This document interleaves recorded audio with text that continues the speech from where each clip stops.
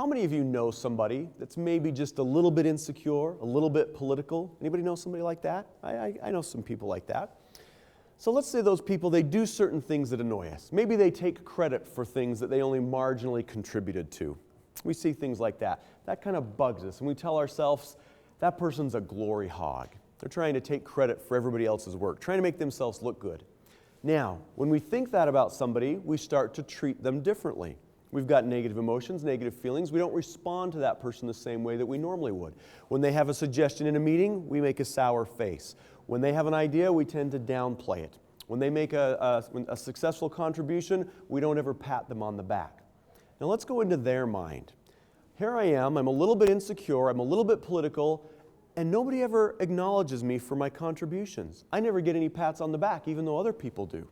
In fact, people tend to roll their eyes and discredit my contributions. What does that do to somebody who's a little bit political and a little bit insecure? Exactly. It makes them more political and more insecure. They start talking themselves up even more and more, so I start downplaying them more and more. Pretty soon, I've created my own monster. If this was a movie, the villains in our lives don't come from outer space. We create them. It's Dr. Frankenstein.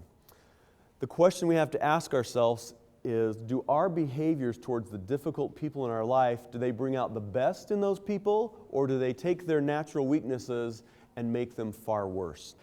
We're going to learn a way that we can improve that dynamic and tell more useful stories so that we bring the best out of the annoying people in our lives instead of the worst.